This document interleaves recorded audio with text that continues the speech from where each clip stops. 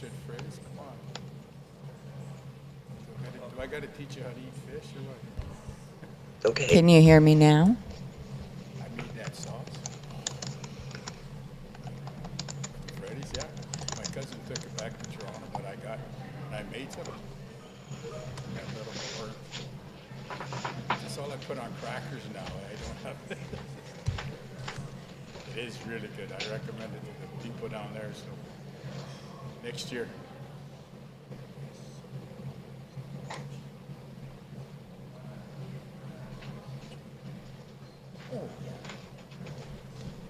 Oh, they are.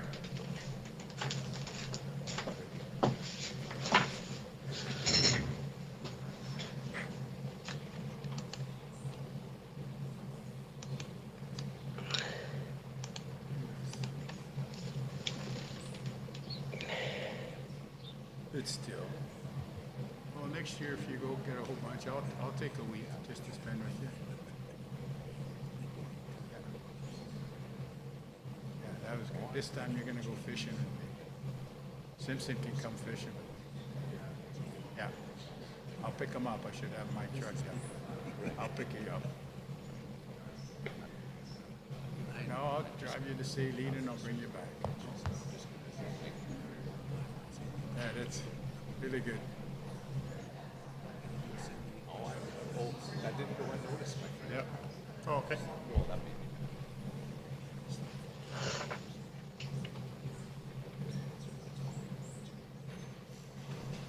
Well, Chingaling, the guy, he's supposed to be having a boat that's going to be sitting in right at Puerto Vallarta. He's getting one of those you can sleep in, so it's about from here to the wall. Should be ready by next Christmas, by this Christmas coming up. So we don't have to go to Saylita. I drive down. He has it right at the marina. $1,500 a month to put a boat there. $1,500 a month. No, in La Cruz. Yeah, next, just at the end of Punta Mita. There's some beautiful beaches down there. Yeah.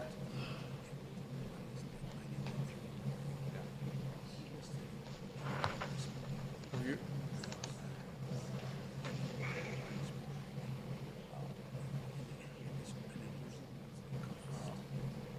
yeah, the one that Bill Gates owned is doing all the maintenance. Okay, can you hear me now? Where we fish out.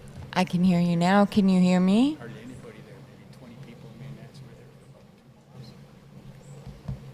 Can somebody else log in and just make sure it's not us not being able to put it out, please?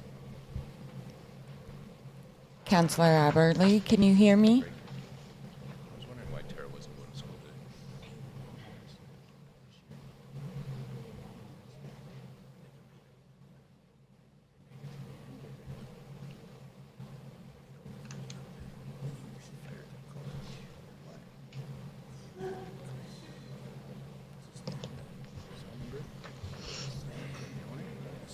Councillor Aberley, can you hear me now?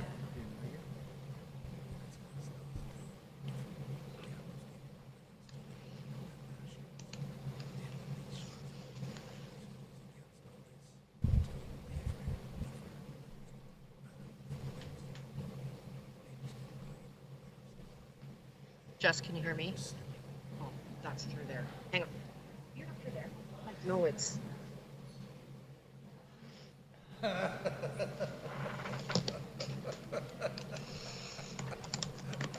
Okay, what about now? Karen, can you hear me?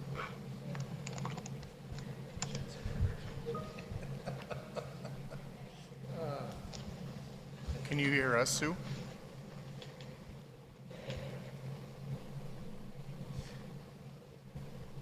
So it's our problem.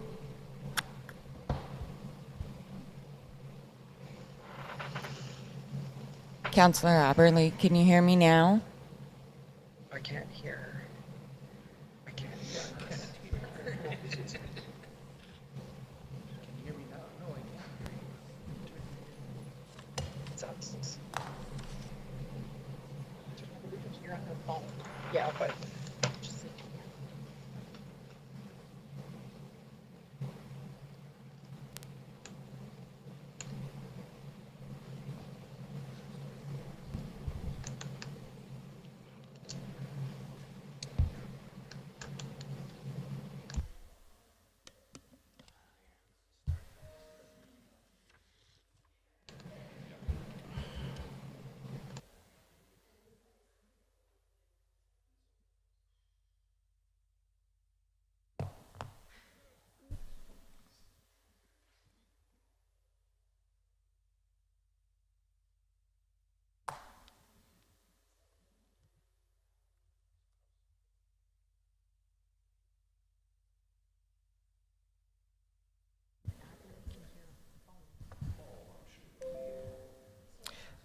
we've got staff that are on that can hear everybody, so it's got to be the laptop, the individual laptops that are the problem.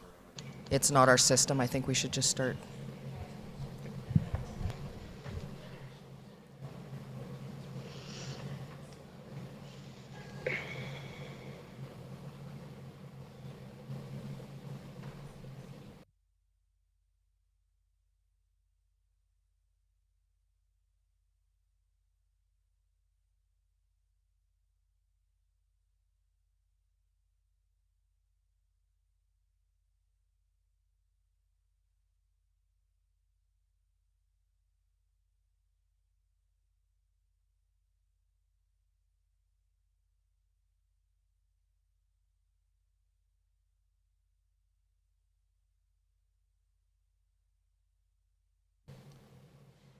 Thank you. Sorry for the delay. I'll call the meeting to order at 9:06.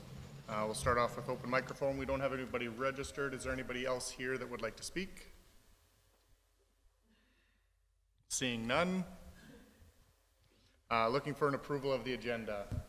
Any additions or deletions? Councillor Blatz? I have an addition to our closed session for section 17. 14.3, section 17.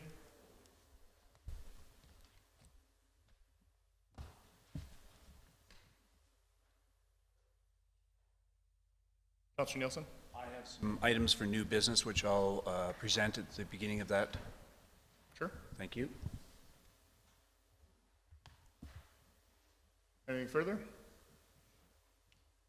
Somebody want to make the motion as amended? Councillor Blatz, those in favor?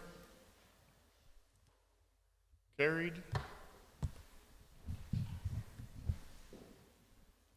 Adoption of the minutes from the March 10th, 2025 council meeting.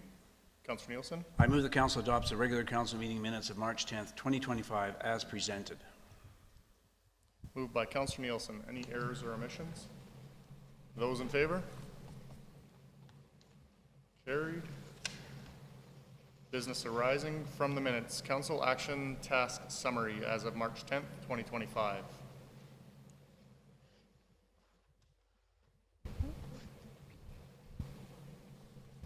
Councillor Blatz.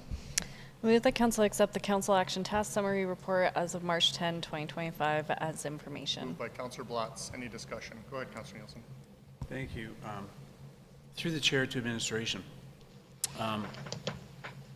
Prior to this meeting, I had some conversations with administration with regard to some of the processes by which items get added and or dropped from the council action task summary sheet. And I would simply ask that the processes be standardized in relation to removing items from that list.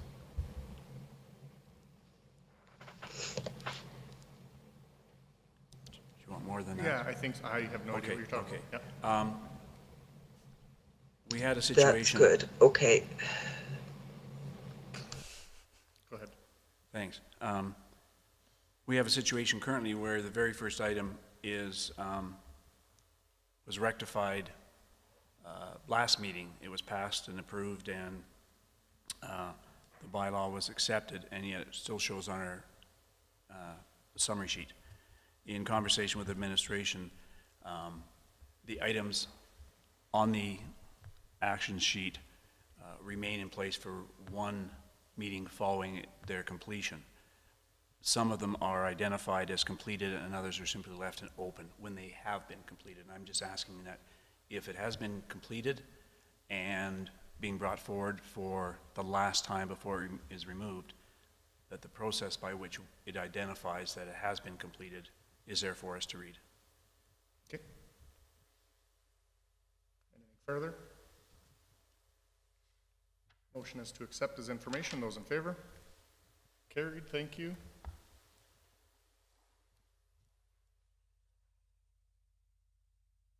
You have a delegation.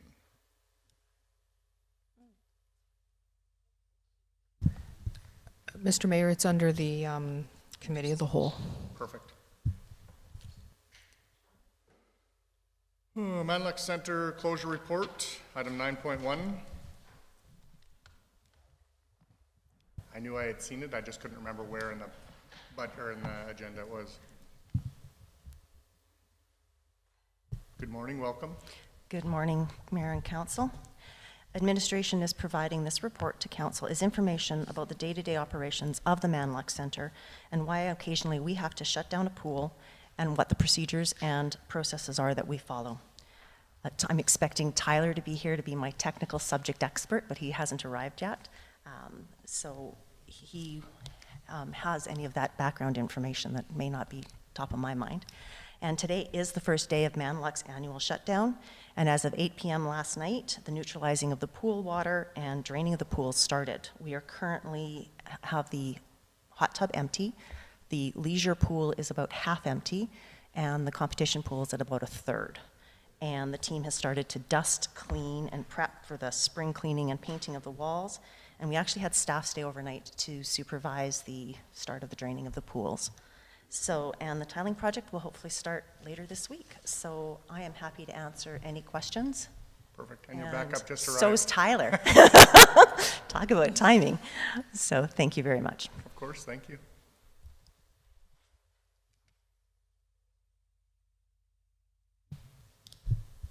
Councillor Blatz. Move that council accept the report titled Manluk Center Closure Report as information. Moved by Councillor Blatz. Any questions? Councillor Nielsen. Thank you. Through the chair to Zanette. I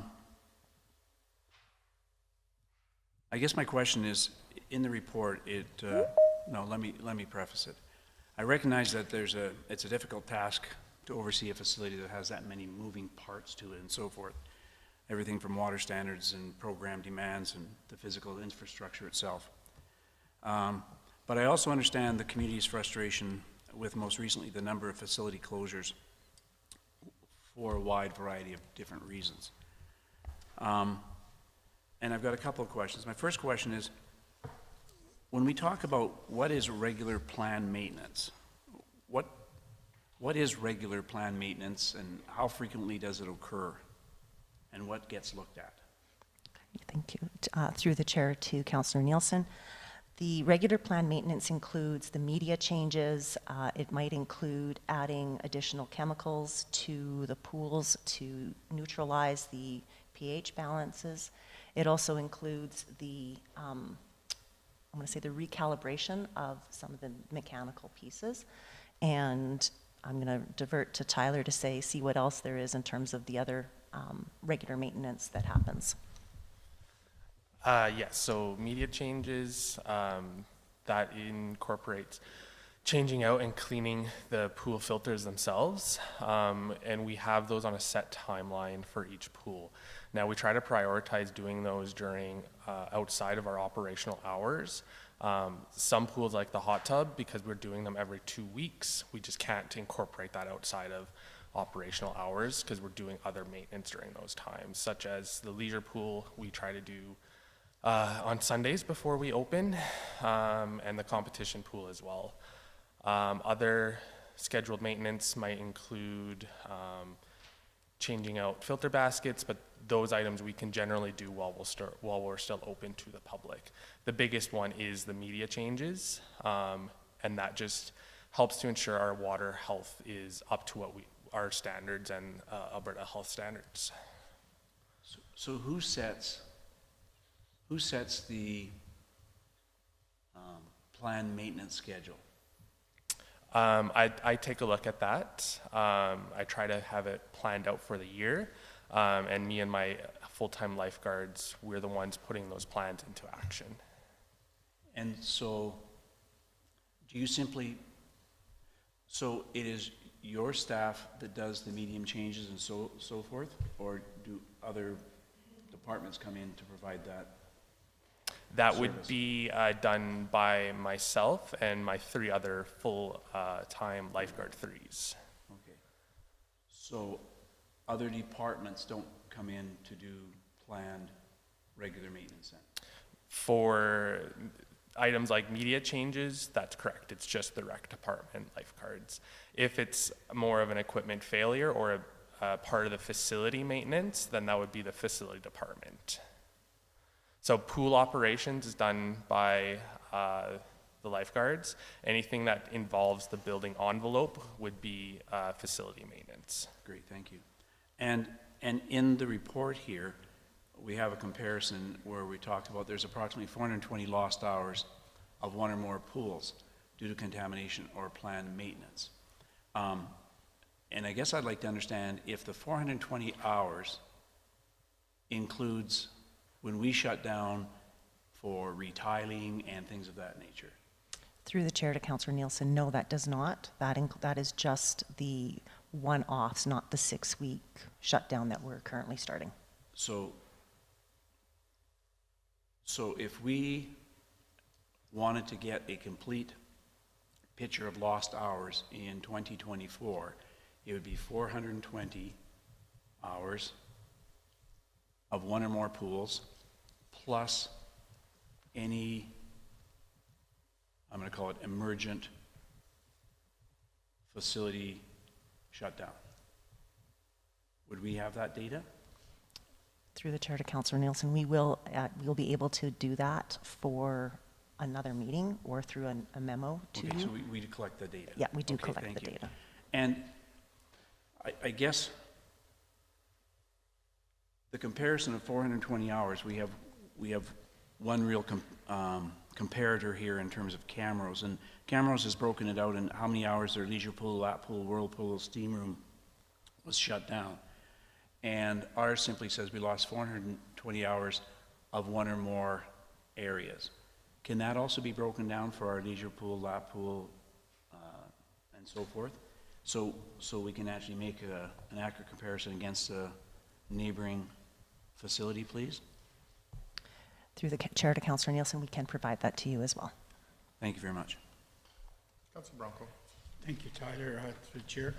Question, since we are shutting down doing some of this maintenance, do we go in and inspect, since it's all down, to see if there's any preventive maintenance for future, like is the pumps maybe got a couple thousand hours of life? Do we do that, or we just repair what we need to do, or do we do preventive maintenance while it's shut down? Through the chair to Councillor Braincoat, we do preventative maintenance, we do regular inspections. So for example, the anti-slip flooring surface stuff that we use will be checked. So we'll have an examination of that. And where it needs to be replaced or refinished, it'll be refinished. And so that is our regular process. So there is preventative, there's inspection, and then there's the fixing of things that need to be fixed. So when you do this preventive maintenance and you see something, would that come back to council to say, next year we're going to need so much for this thing that's, or I shouldn't say thing, but these parts or filters that we may need to replace?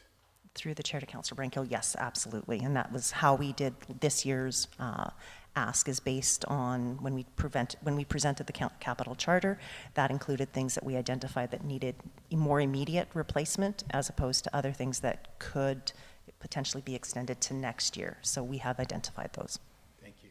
It talks a little bit about it on number 2, the planned and scheduled preventative maintenance. So they talk a little bit about what they do throughout the year.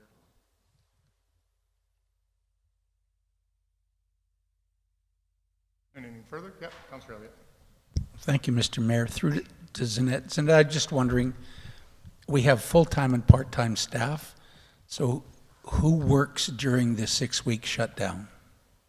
So through the chair to Councillor Elliott, our full-time staff are scheduled from 8:30 to 4:30 Monday to Friday, and part-time staff can pick up shifts as they want to and as scheduled. So they are, there's the opportunity for them to work should they want to. And what are they doing? They are doing cleaning of some of the filters, scrubbing the tile, the deck, some of the maintenance that they typically do on a day-to-day basis with just a little bit deeper clean. We also have staff that are assisting with the dusting and cleaning and painting of the facility. Okay, thank you. Thank you, Mr. Mayor. Councillor Billingsley. Thank you. Through the chair, to follow up on that then, you said that the part-time staff, it's up to them if they want to come in. So if all of them decided not to come in, what would happen to the things that needed to get done, would they still get done over that 6-week period? Through the chair to Councillor Billingsley, yes, they would.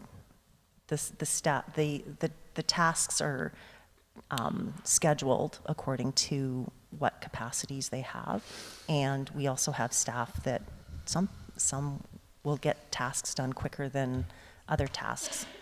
So what you're saying that the staff have they're the ones who decide to come in, or is it management that decides? through the chair to Councillor, they sign up for shifts, and because a lot of our part-time staff are high school students or university students, it gives them the ability to focus on other things that they may be doing, and they can come and pick up additional shifts. And the shifts are only from 8:30 to 4:30, Monday to Friday. Sue? Thank you, Mr. Mayor. Through the chair to Councillor Billingsley, I think I know where you're going with this too. So this schedule actually has a contingency built into it, so we will open earlier if we have to.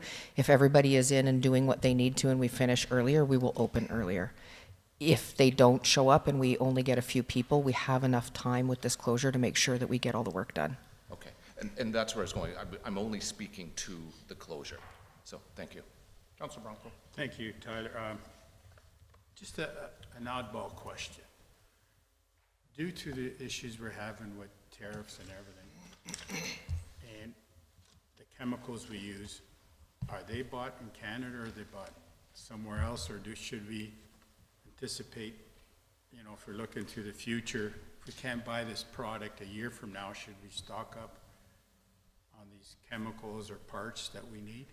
Because if we shut down next year and we can't get some of this stuff due to trade embargoes and all that good stuff. I'm going to defer that question to Tyler. Actually, I can answer this one. Through the chair to Councillor Bronco, I had indicated at Council's request, I think a week ago, we buy very few products from the United States, and the ones that we do, we have to. And so we're working, looking at all of those sorts of things right now and trying to see if there's an alternative source that we can get from somewhere else.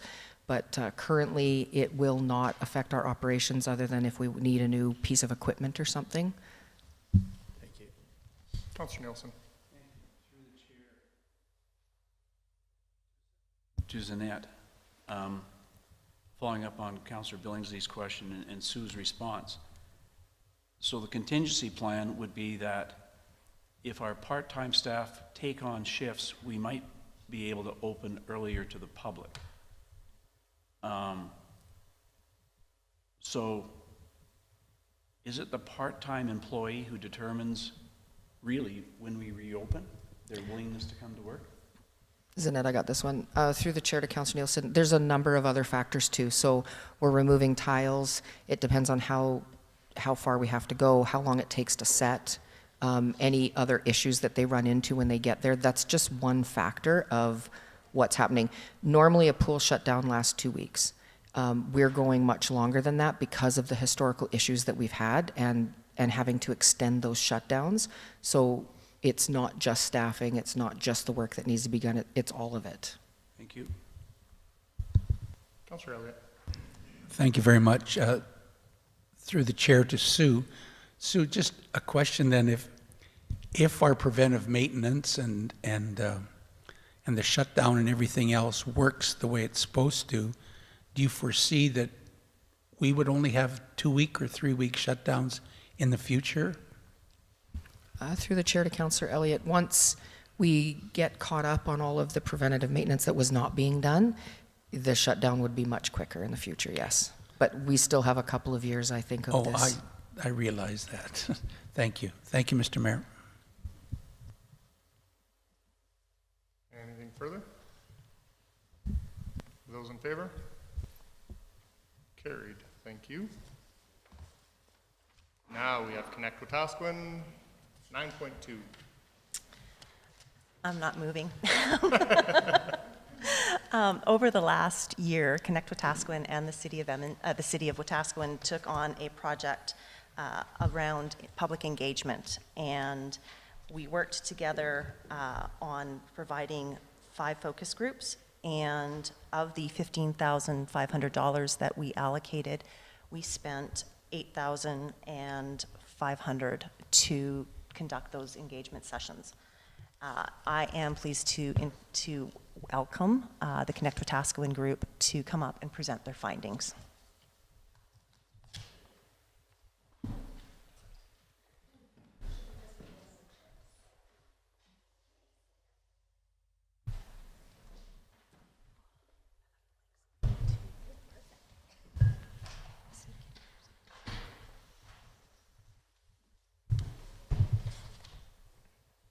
Hello.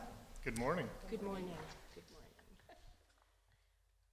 Okay, so I'd like to begin with a quick recap of how our engagement began with the city of Wetaskiwin. Back in February of 24, Councillor Karen Aberley moved that administration explore opportunities to partner with Connect Wetaskiwin to conduct 3 public engagement sessions and report back to Council April 24. It was June 24 that Connect Wetaskiwin proposed to Council that we would hold 3 strategic focus groups, namely with the associations, seniors, and our Indigenous people. We proposed to gather and share insights, perspectives, and aspirations for the future of our community. We propose to explore ways to strengthen relationships, enhance communication, build trust, and address challenges collaboratively.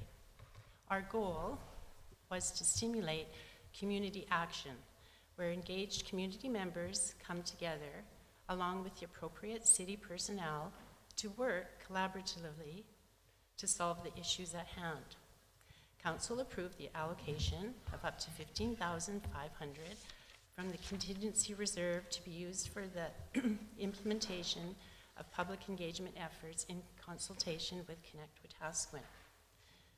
This pilot project between Connect Wetaskiwin and the City of Wetaskiwin provided a sampling of what the outcome would be when community members got together to talk about community issues. It was inspiring to witness people coming together and talking freely. The general feeling after each focus group was, what's next? It was a feeling like, let's roll up our sleeves and get her done. They all wanted to come back. Participants loved having the opportunity to speak and to be heard. And they loved the idea that this was the first step to action. What took us by surprise, however, was the amount of work it took to go through the data. Definitely much more than what would be expected from a volunteer. But in the end, we all learned from this experience, and now we are here to share some of the key points from what the data revealed. So, just wanted to explain a little bit how we went through the data.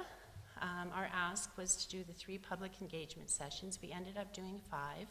We added administration and council, and we're very thankful for those that attended.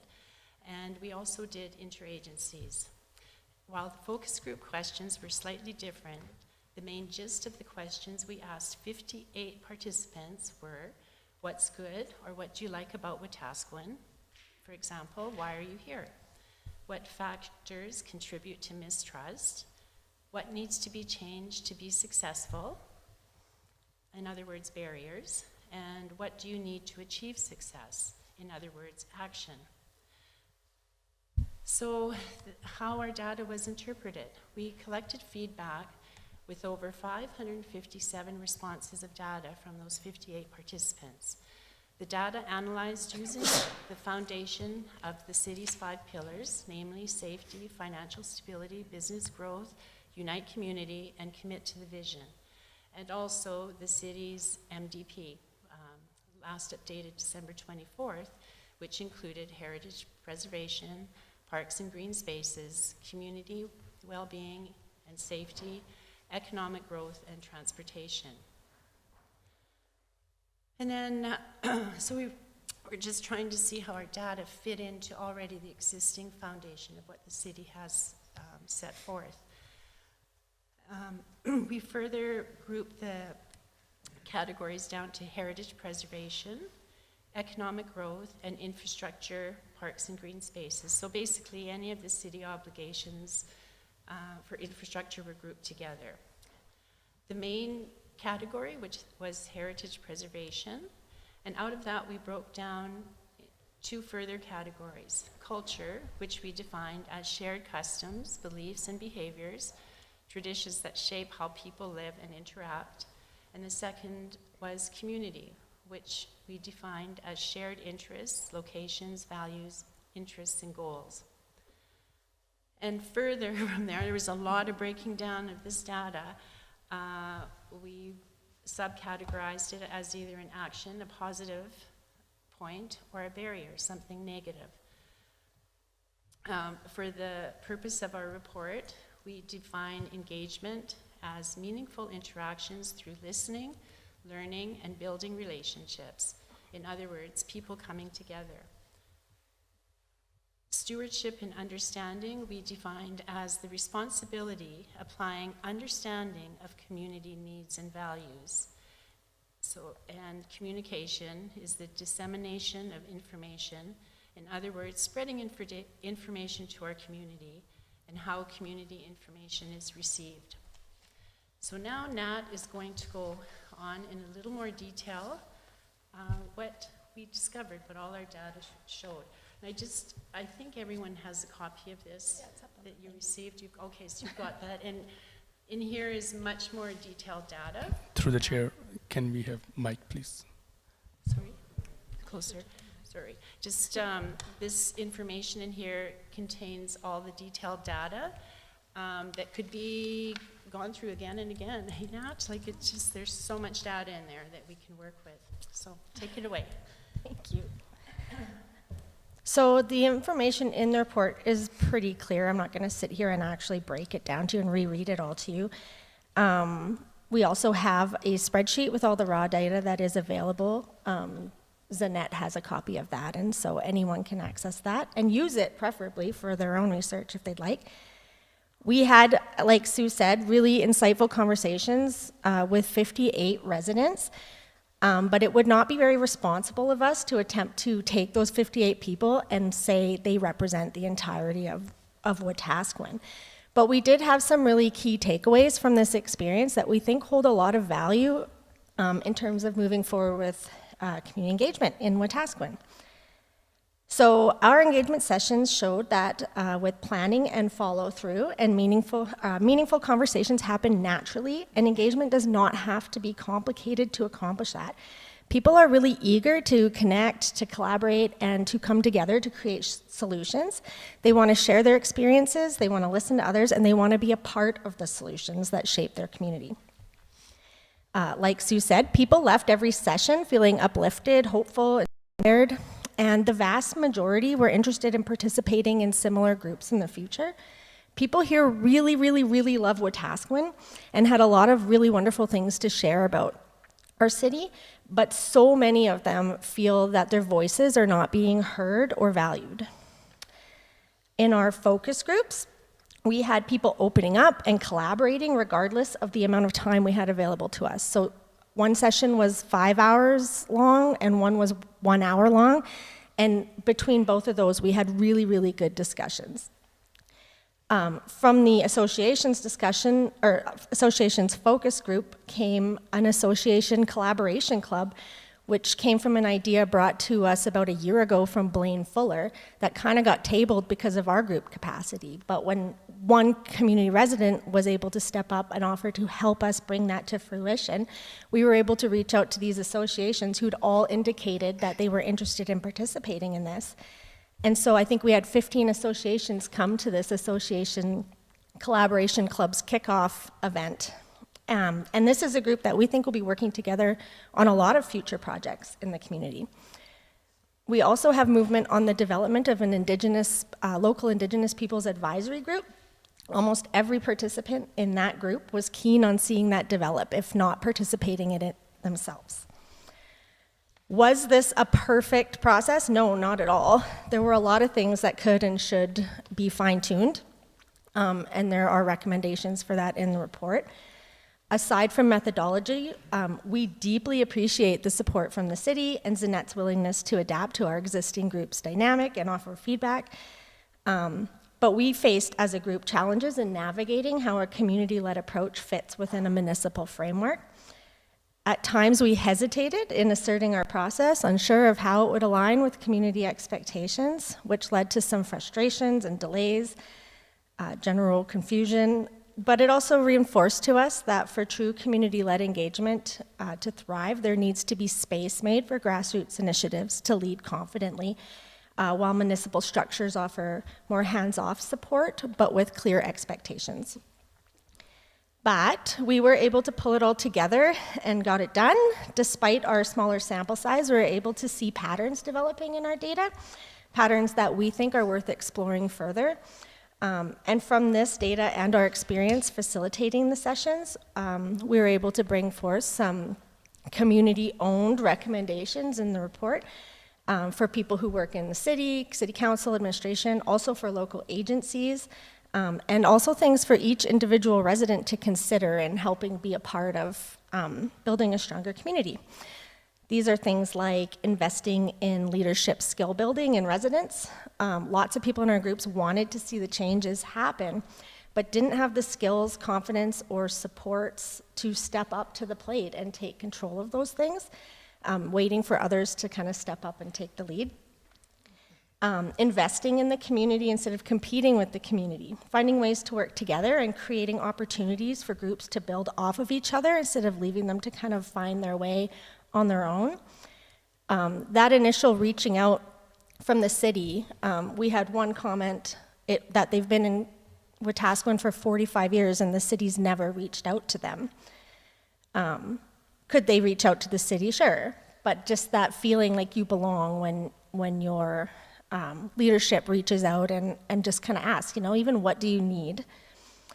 And then not creating something new to accomplish this, like see what's out there already and reach out. So if you want to create, say, an arts council or board or whatever, instead of creating that, join the art boards that exist, the Manluk Theater, the Arts and Crafts Center, and bring those groups together in creative ways. We capped off our recommendations with how to further engagement work in the community in more influential ways.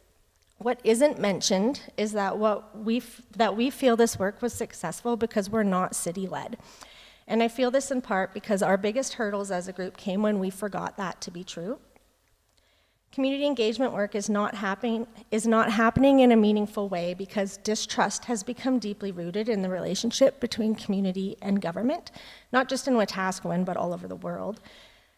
And unfortunately, communication built on trust is the only way engagement's going to have sustainable outcomes. Community engagement's not just an initiative, it's the foundation of a thriving community. Your job as council is community engagement. You're here to represent the community at large and making governance decisions. Connect Wetaskiwin believes the way forward is clear. Municipalities must build trust by investing in locally focused community groups like ours and many others that exist here in Wetaskiwin. Groups that understand residents' needs and can create engagement systems that truly work for them. By supporting and participating in community-led programs and investing in the people who make them possible, we can together create a stronger, more resilient, and inclusive city. So in summary, Wetaskiwin is a community exploding with opportunity. Just make sure you're, Okay, I don't know, what have I done? Okay, in summary, Wetaskiwin is a community exploding with opportunity, but this needs to be fostered. In other words, we believe it would be in the best interest of the city to consider a group like Connect Wetaskiwin to foster these community relations, sort of like taking on the role of the ombudsman for the people. This needs to happen for a healthy community, and unfortunately, outside of Connect Wetaskiwin, it's not happening in a meaningful way. If the city truly wants to know what our community wants and is willing to invest in making a better city, it is our recommendation that the city fund an independent group not managed by the city. It is our recommendation that Connect Wetaskiwin would become a liaison to the city but operate independently. We look forward to further discussions and engagement with the city as we move into the action on what's next. Thank you. Thank you very much. I appreciate the time you put into the community engagement, as well as being a voice for people who don't think that they do have one. The city can offer as many community engagement opportunities as we want, but if people don't feel comfortable or feel like they're being heard, then it doesn't matter. So to have another avenue for somebody to go through to be able to express their concerns, what they like about the community, how they can see it getting better and what their vision is, for us to be able to hear that is great. So thank you very much for the time and effort that you put into that. I will look for a motion to accept this information, and then we can get into some questions. Go ahead, Councilor Billingsley. Comments, questions? Yeah, go ahead, Councilor BYLAWS. Thank you. Through the chair to connect Wetaskiwin, thank you so much for all the work that you guys have done. I got to be a part of a couple of these groups, and I found the engagement to be amazing for the people that were attending these groups. They were very focused in on what was being said, the ways that they can contribute. They were very excited to contribute. So I think that the work that you guys have done has been amazing. I love the report and how you laid everything out in different categories. You had visuals. All of it was really good, because when there's this amount of community engagement, there's a lot of moving pieces, there's a lot of information, and I think you guys put it down in a really good, easy to understand way of what you've gotten as outcomes from all of these.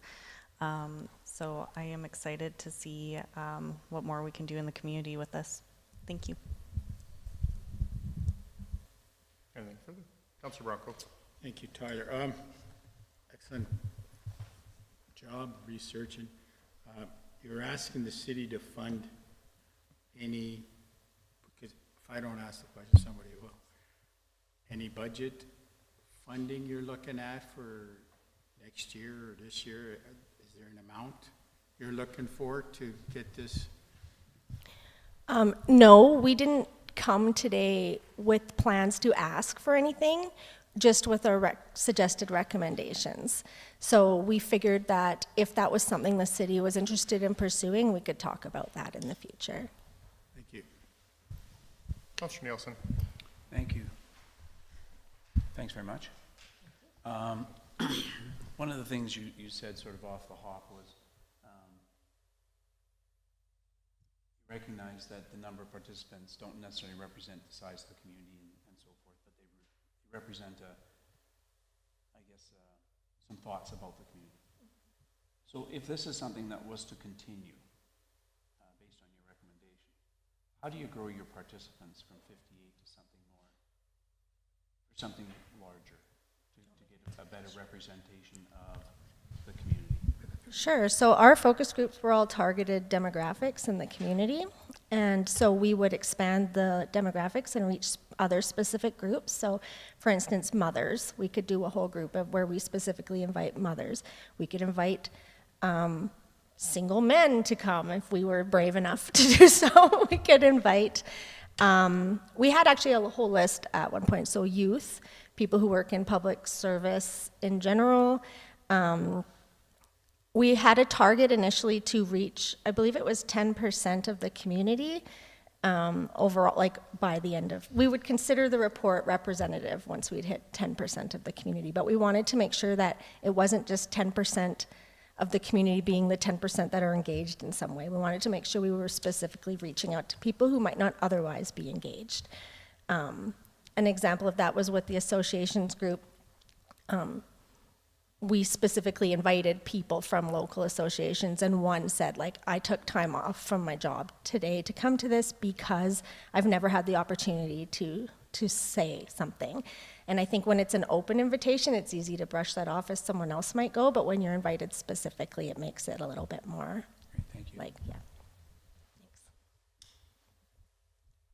Anything further? Those in favor? Carried. Thank you very much. Thank you.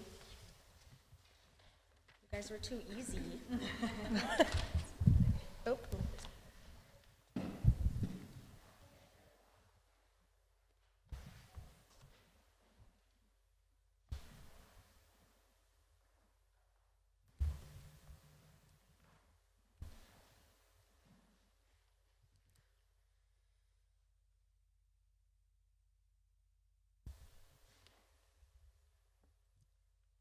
9.3, monthly city manager report to council and the community.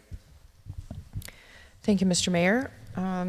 Again, this month, the report is attached as well as the citizen reporting tracking tool. I only had a couple of things that I wanted to highlight. So under challenges, we are waiting currently for the province to approve our policing committee requests. And once that happens, we will be recruiting for community members. And lately, there have not been a lot of community members wanting to step up for our committees. And so we'll be doing a lot of advertising to try and get more people interested in this committee. Our hope is that because it's related to safety, that maybe we'll have more participation, but every plug I can get in for that, I will.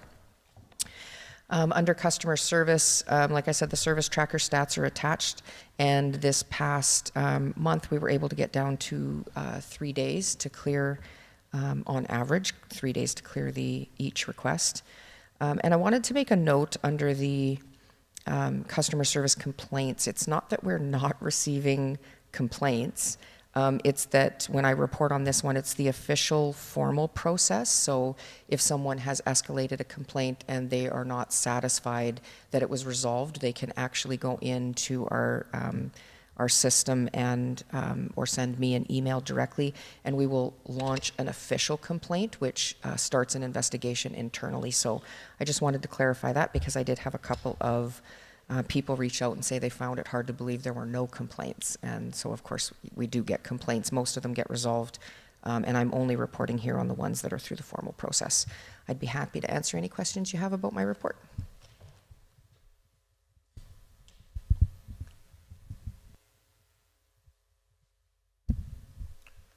I move that City Council receive the city manager report as information. Moved by Councillor Billingsley. Any discussion? Councillor Nielsen. Thank you. Through the Chair of Administration, I'm looking at Service Tracker Sue, and two that jumped out to me were 32 complaints about fleet and vehicle servicing, and 20 were resolved and 12 remained outstanding. So what kind of equipment, repairs, vehicle servicing did not get addressed with having 12 outstanding? Through the chair to Councillor Nielsen, I would have to take that as an information request to get that data. Those are obviously the internal systems that we're using to help track all the work that needs to get done. So it could be pieces that we're waiting on to fix the equipment and that sort of thing, but I can get the details through an information request. And I guess it maybe my own question raised another question in relation to this state's February 01 to February 28. So these would be requests that come in, or complaints that come in up until the 28th.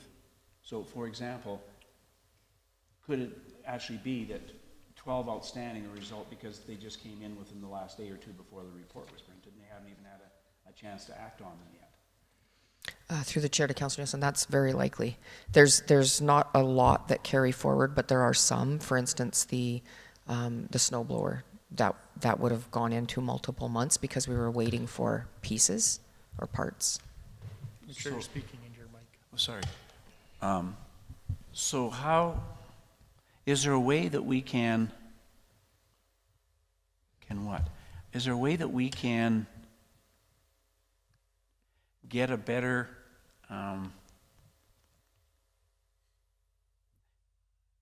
if in fact 10 items came in on the last day of the month, they would be reported as outstanding, which isn't a true reflection of what the problem is or could be.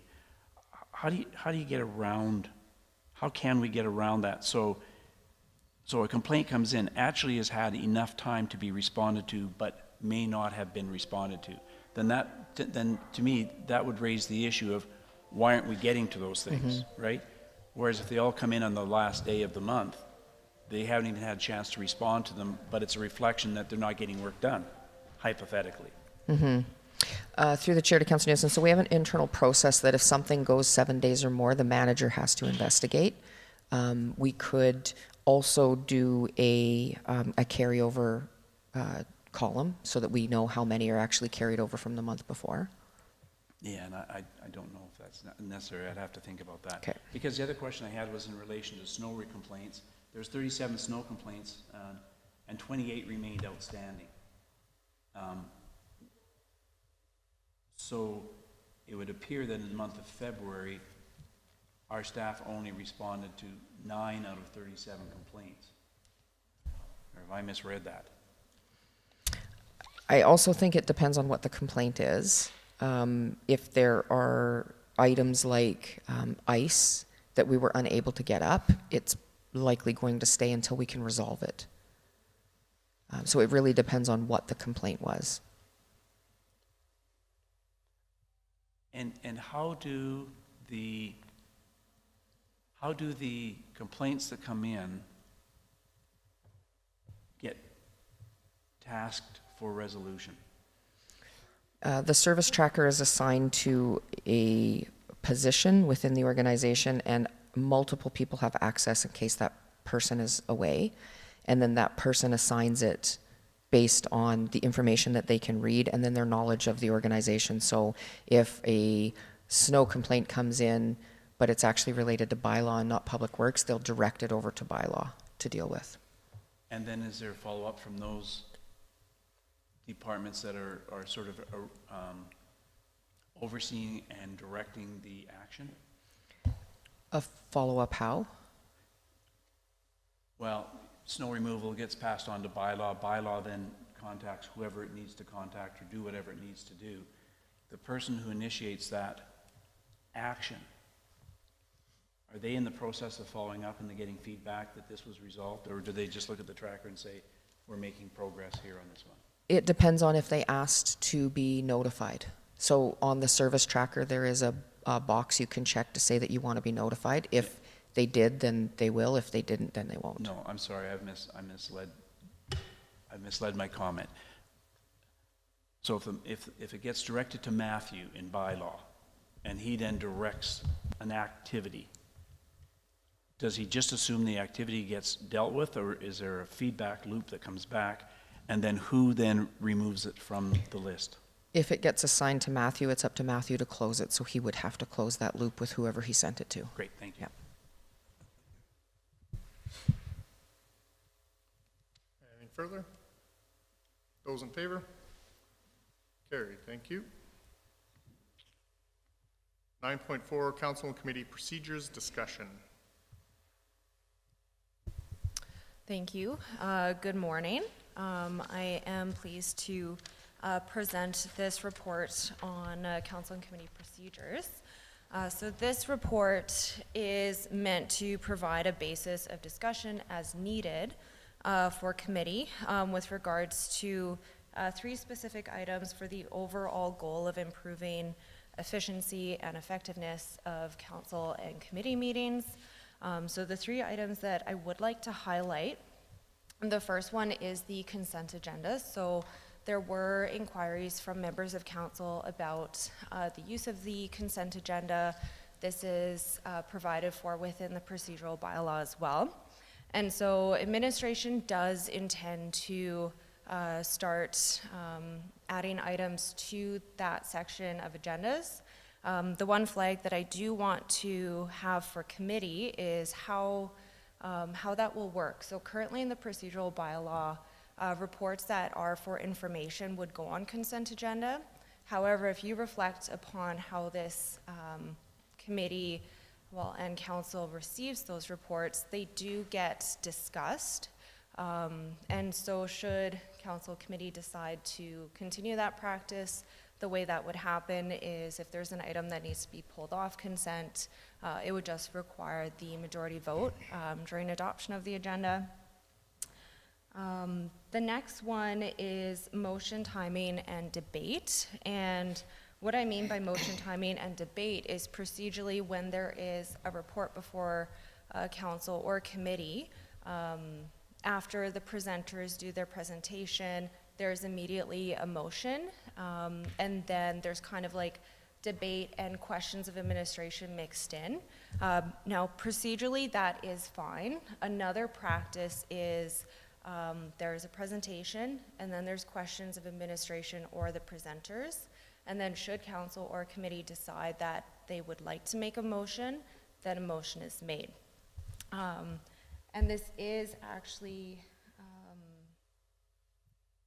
this might become a little bit of a squeeze in the procedural bylaw as well, because under section 15 of the procedural bylaw, council or committee members may only speak once to a matter.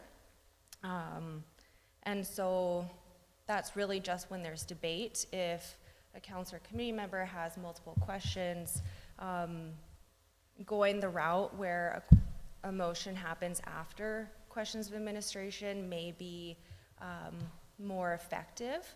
So that is another item for council committee to consider. And then the third item that I did want to raise was surrounding notices of motion. And this is more just around how notices of motion and amendments to an item before council happen. So an example I will provide is, I believe last meeting or the meeting after, there was an amending motion around telecommuting in the procedural bylaw, and so that is procedurally sound. Now, had that motion been made around, you know, removing all of telecommuting from the procedural bylaw, it would have been more effective to raise that as a notice of motion. And what that practice as a whole achieves is, first, it allows administration to support council more with crafting that motion. It also allows administration to provide additional support with providing a more fulsome response as to, you know, is that going to affect one bylaw? Could that also have implications in, you know, other policies, bylaws? And then third, it also provides council more time to consider that item as well. So that's the report. If there are any questions, any discussion, I'd be happy to take those.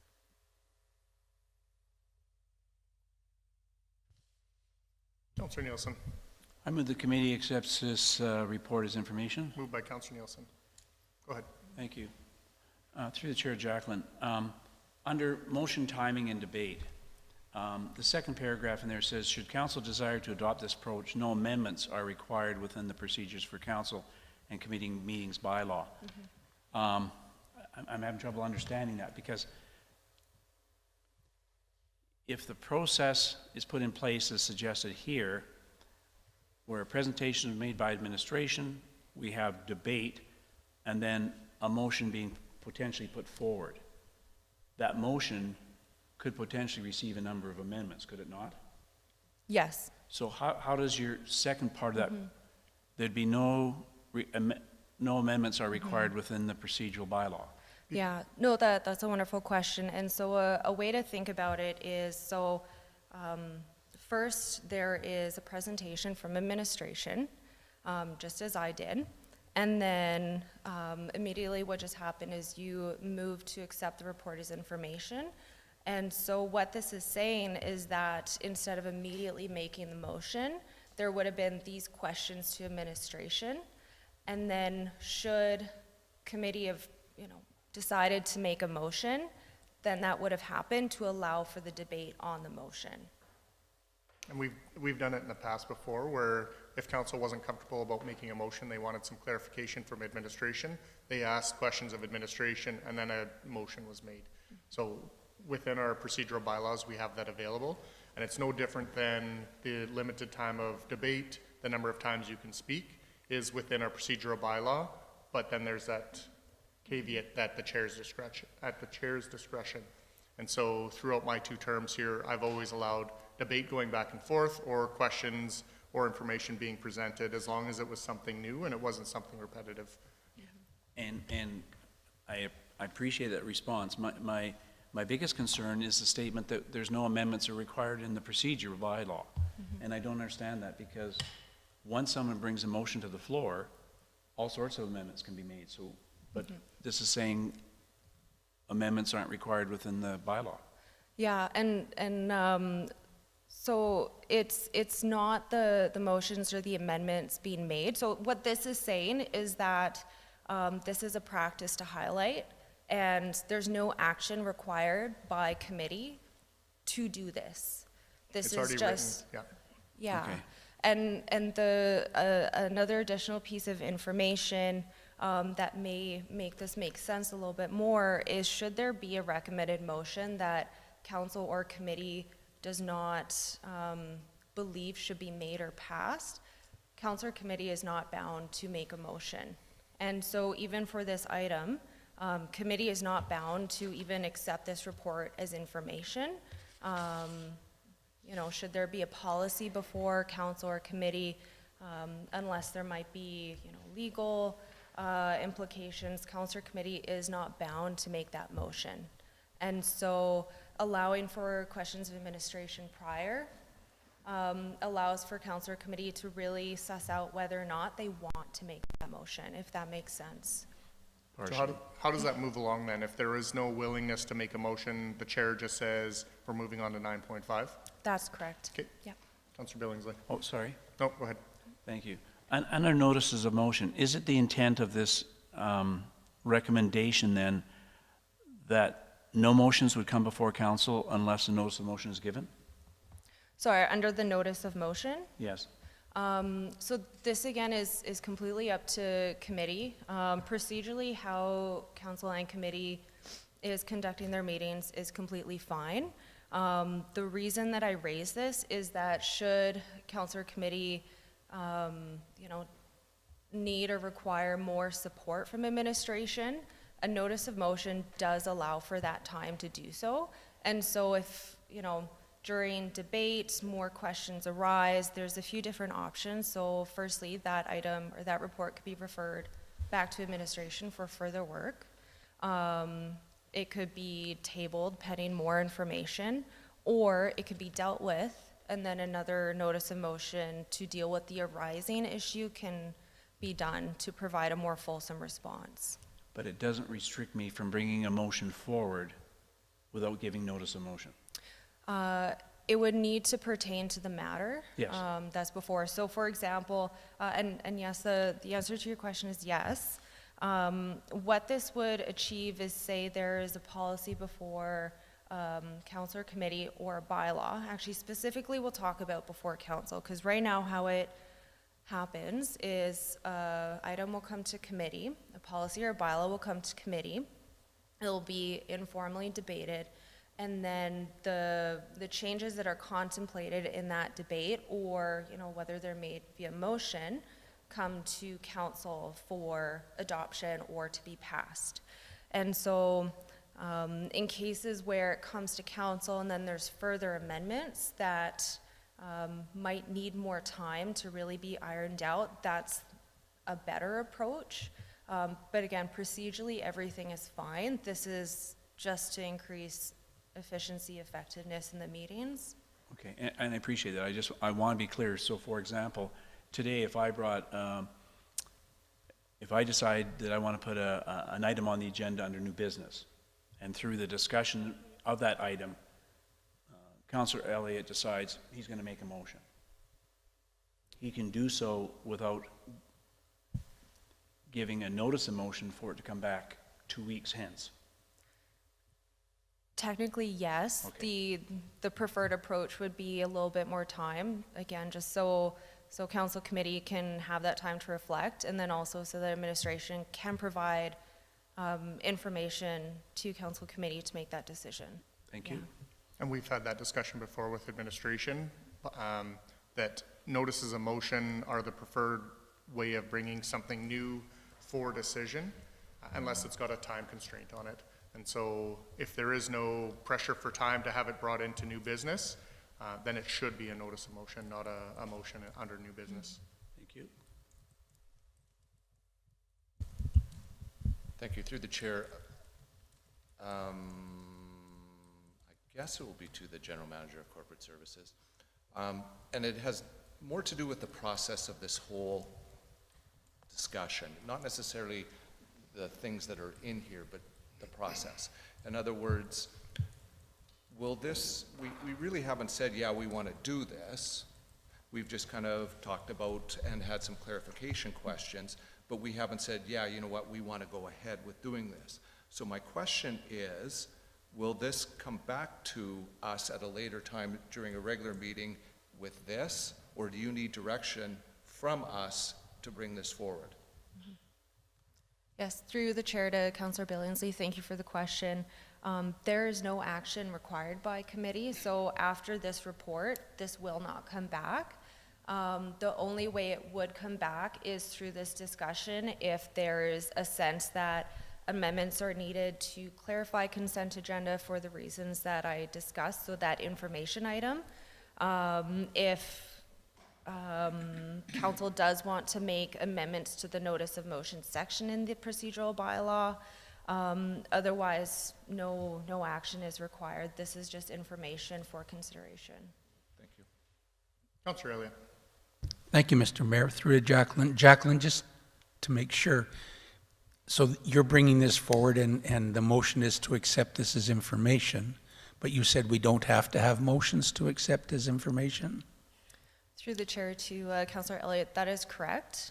So accepting a report or something as information is more of a procedural item that kind of just shows up on a record. I believe that the chair has stated before, once you've heard information, you cannot unhear it.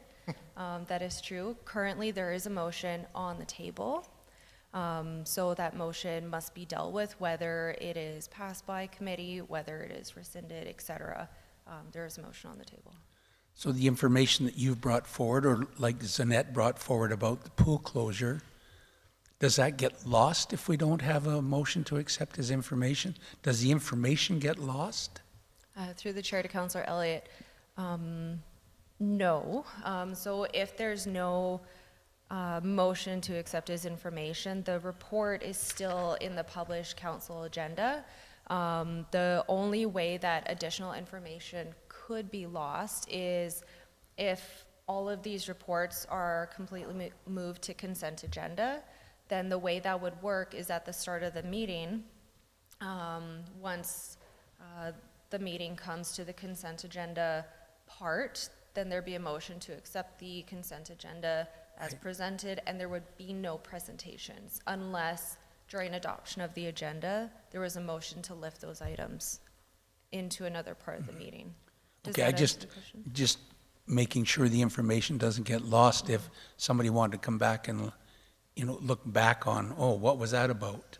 That's all I was asking, so.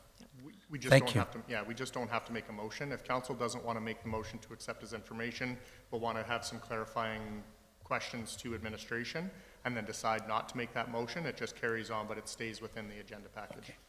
Thank you. Anything further? Those in favor? Carried. Thank you. Item 10.1, council remuneration and expenses policy update. Thank you, Mr. Mayor. So the attached policy has the updates that were discussed at the last committee meeting, and the original updates as well that were proposed that are all noted in the report. And then the motions that are carried forward into this regular council meeting are the ones from the committee referring it back to regular council meeting. So we, if there are no other changes, we would be updating this and bringing it, posting it on the website under council's policies once approved. Other than that, if there are any changes or questions, we'd be happy to answer those now.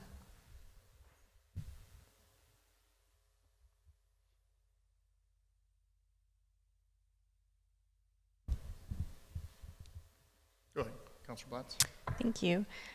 Through the chair to administration, there was one other change that I just kind of thought of after our last meeting with the debate that we had. I know that the intention of council through these motions is to make it so that then each one of us are responsible for our own operating budget. There's one part that we did kind of briefly discuss, but with thinking about it more, on page 2 of the policy under remuneration, and then it's number 4. It was the all out of province travel must be approved by a 2/3 vote of council. If we are in charge of our own operating budgets, we're following within our budget and we're following within our own council duties. I just don't see the point in having this in there anymore, because if we are going to be in charge of ourselves, then I think that that kind of goes against that. So I would like to see that removed. Yeah, I have one. Yeah, so, sorry, through the chair to council, so I believe, and Jackie can correct me if I'm wrong, you would read in the first two motions as they were referenced from committee, and then you could add an additional amendment before the final approval. Okay, perfect. Thank you. So in which case, I move that council remuneration policy CO-002 be amended under conferences section 4 to read attendance of the Federation of Canadian Municipalities Conference be limited to the mayor. Moved by Councillor Blatz. Those in favor? Opposed? Carried.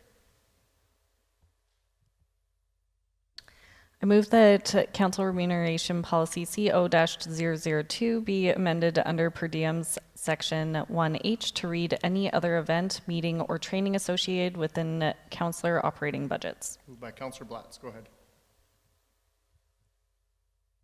No, I was just reading the motion. Any discussion? Those in favor? All right, so now this is the one. Okay, cool. So I move. Oh, perfect. You're in conferences?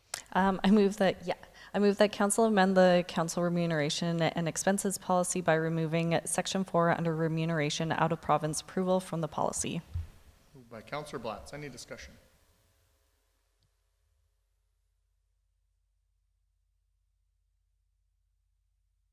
Those in favor? Carried. I move that the draft council remuneration policy CO-002 be approved as amended. Moved by Councillor Blatz. Any discussion? Councillor Nielsen. Yes, under Your council. mic. I can't read it. Under council operating budgets, number 1, I got to find it here, please.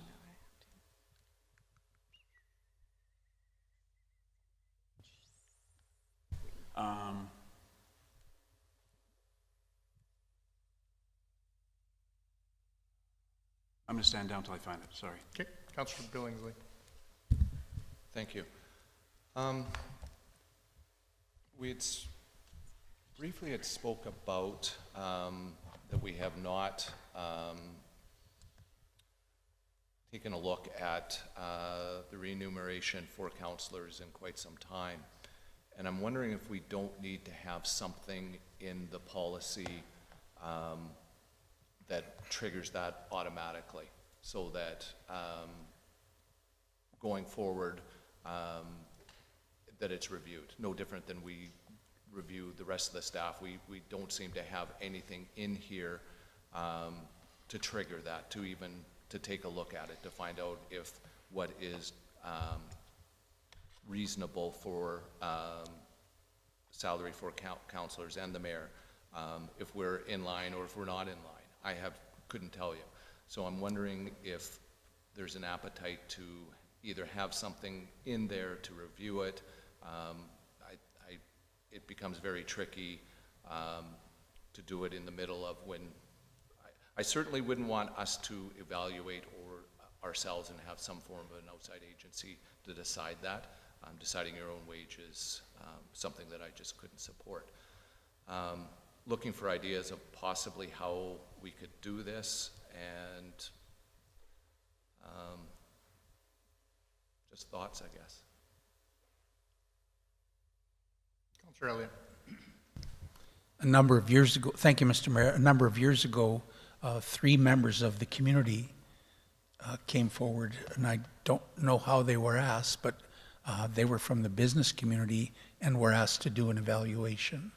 And they came back with their report, which actually gave council quite a huge increase at that point in time. But it was community members who who served on that committee. And that was done before my time on council, so that's at least a dozen years ago. It's still in my memory, though. And you want to let us know it's I there. wasn't questioning your memory, Councillor Elliott. Oh, it's a long time. Mhm. There are many other municipalities that go through something similar where they have an outside agency come in and do a review of council time, remuneration, all those other things that go along with it. And so that would be something we could direct administration to pursue. Separately from here then? If you want to put it into the policy, then you would just say, I want council remuneration to be reviewed every 3 or 4 years. Well, why don't we do that then? Okay. I'm just, Through the chair to Councillor Billingsley, for such review, it's typically done by a committee. And so my recommendation would be the establishment of a council remuneration committee via bylaw. It would be separate from this, and it would be a separate motion directing administration to do the work. thank you. So it wouldn't have to be in this policy? No, I would actually recommend it be separate and be established via bylaw. Perfect. Councillor Nielsen. Found it.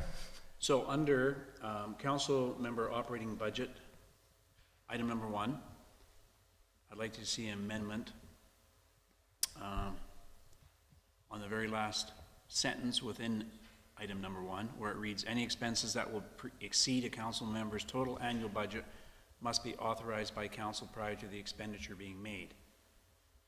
I would like to amend and replace, I'd like to amend by deleting must be authorized by council prior to the expense being made. And I'd like to replace it with will be the individual council member's responsibility. In other words, I have a budget. I'm to stay within my budget. And if I go over my budget, I eat the cost. To the amendment. So I'll speak against it. There will be times where members of council are doing their duties as a member of council. Their per diems, travel expenses are all within that budget. Something comes up where they're going to, I don't know, wherever, to do some economic trade, some development, working with administration. And I think before a member of council has a responsibility to pay for that themselves, they can come to council and ask for that increase to their budget to cover the council job. If that member is not supported by their council, then they have the opportunity to either pay for that themselves or not go on said trip, work, whatever it happens to be. So I won't support the amendment. Go Can I ahead. follow that up Yep. with a question to administration then? So through the chair to administration then, when we talk about each council member has an operating budget, currently that operating budget includes all the costs for me to perform my duties as a councillor, and it also includes the costs of me attending non-directed city training. Through the chair to Councillor Nielsen, it does, but it's not as simple as that. So we take an average of what the council costs have been to try and develop the budget out. And a lot of it, especially with per diems, depends on how many boards a council member sits on. So we try to keep them even. But if one council member sits on 10 boards and one sits on 1, the one with 10 is likely going to go over, but the one with 1 is going to stay under. So we look, when we're looking at budgeting, we look at council as a whole. to try and make sure that it balances out. So it's not always, and then it's an election year, so we've averaged what previous councils do. A new council might come in and say, we want to attend all of these things, and we wouldn't have budgeted for that. So it really depends. There are a lot of things accounted for, but it's not an exact science. So to follow up on that, we recently received a communication from yourself indicating that it would be a fairly easy financial action to split my operating budget into here's a lump sum of money to do your expected duties as a councillor, and set aside X number of dollars for me to engage in non-city directed professional development. Is that correct? Correct. So then, and personally, I have no idea what my colleagues feel on this. Personally, for transparency purposes, I think that's critically important that that piece is done. I don't know how to bring that forward in this kind of a document to get that split out and assign a potential dollar value to non-city directed personal professional development. And so I understand where the mayor's argument is with my current amendment, which wouldn't necessarily be the case if those two items were split out. It still may be the case, but I suspect less so. The manipulating the budget is a separate item that we could do through budget discussions, which we're having this afternoon for P&T. And as we develop out what council expects for the next budget process, we could take that as direction and break that out. We don't need a motion of council, and it doesn't need to be written into a policy.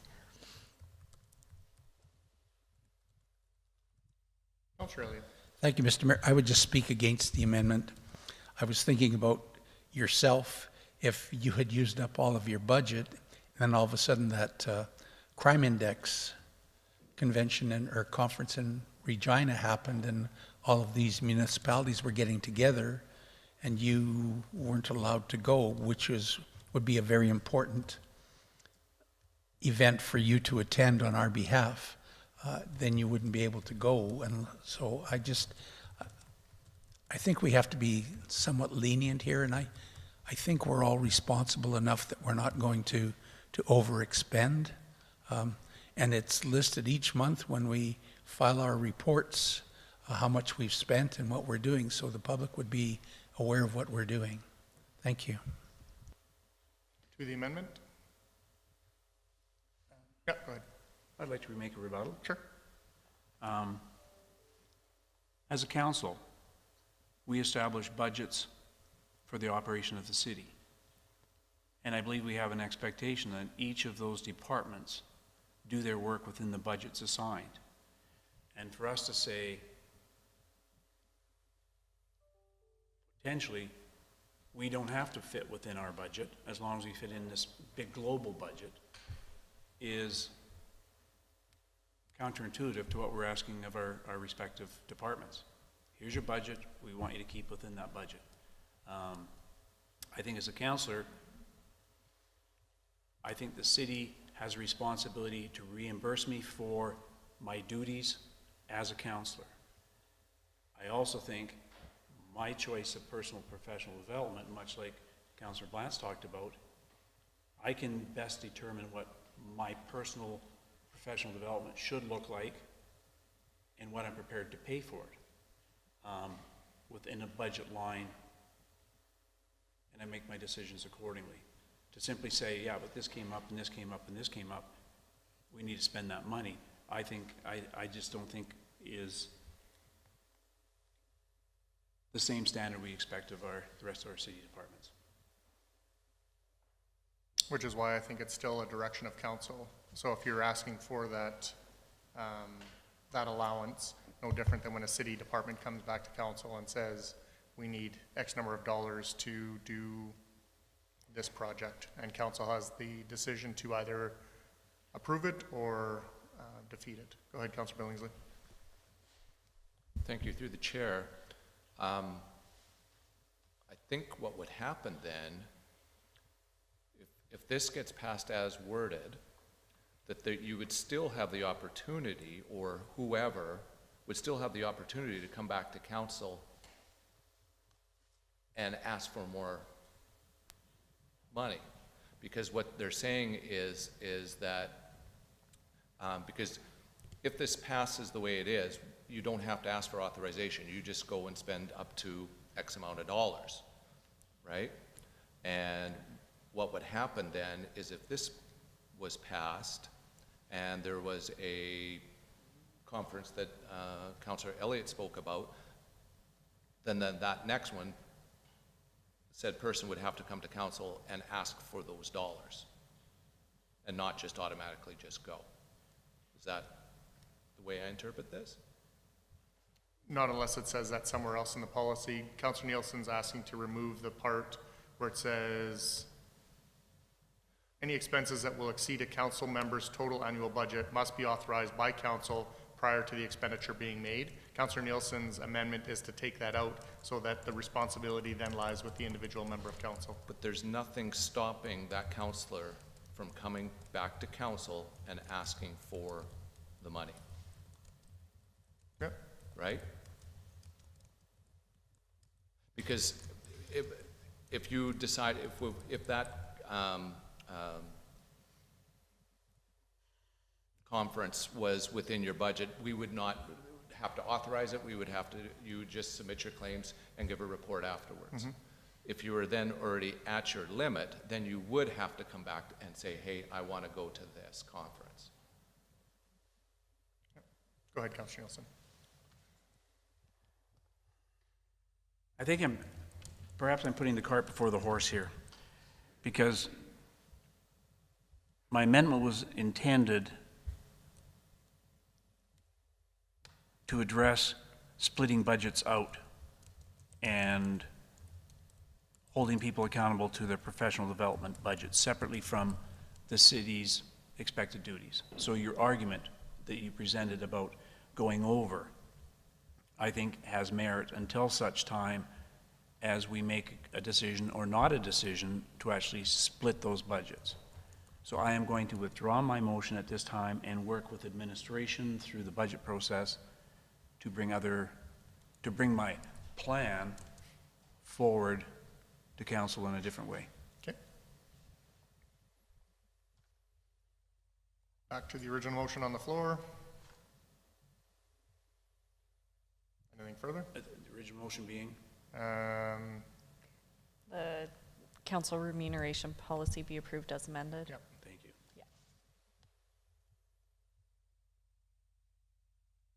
Those in favor? Carried.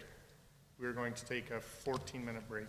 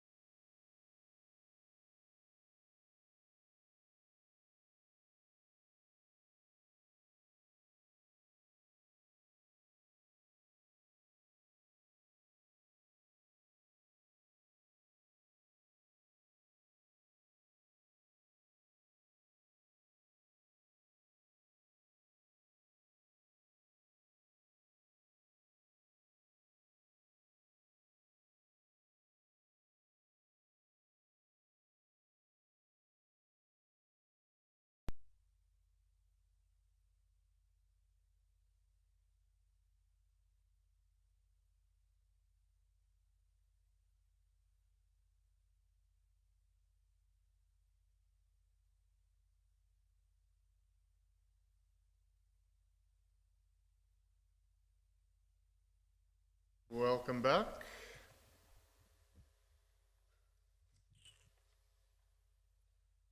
Let's go into 11.1, council attendance reports.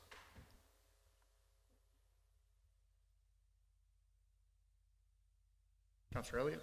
I would move the council accepts the council committee reports and attendance as information. Do you want to highlight anything? I would just like to highlight a couple of things, and it's not about me, it's about you. No, I would like to say that the President's Summit on Civility for Alberta Munis was very well presented, and it was most educational, and I appreciate your time and effort that went into that. I would also, and I don't want to put her on the spot, but I would like Councillor Blatz maybe to tell us about her trip with the FCM that she went to Tunisia. And I think the public should know that you're representing Wetaskiwin on a Canadian board and representing us so well. So thank you, Mr. Mayor. Thank you. Councillor Billingsley? Nothing to add. The only thing I think that I would add was the meeting with Minister Ellis and Minister McIver when we had the Unified Command request from the Minister of Safety's office, which turned out really well, I think. We had a letter Friday, had a request for a webinar with the affected municipalities, and we had a discussion with council following that. And then we had the opportunity to go up to Edmonton Police Services headquarters and do a presentation, media presser with Minister McIver and Minister Ellis, as well as Mayor Sohi and Mayor Janung from Cochrane. So I think that it shows that we're able to work with the different orders of government really well, and it shows that communication definitely plays a role in our ability to understand what the asks are when they aren't so clear in the letter that we got. So that was something that I'd like to highlight from February that I thought went really, really well. And I am looking for those in favor. Carried. Thank you. 13.1, correspondence, Alberta Health Services, or Health System Refocusing Engagement Sessions in Wetaskiwin.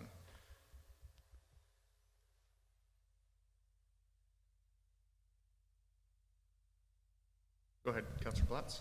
Move that council accept the correspondence as information. Okay, so just highlighting that we do have a public engagement session. I don't know when it is. Councillor Elliott. Thank you, Mr. Mayor. To that, you have to register is according to, there's a QR code or a link. So just so people don't think you can show up, I guess, I don't know. But they want you to register. Thank you. No problem. Just another way that our municipality and our community residents can get involved with the health sessions, especially with some of the changes that are coming through Alberta Health Services. Anything further? Those in favor? Carried. 13.2, more correspondence, a letter regarding request for support, Stand for Canada campaign to defend Canada's economic interests.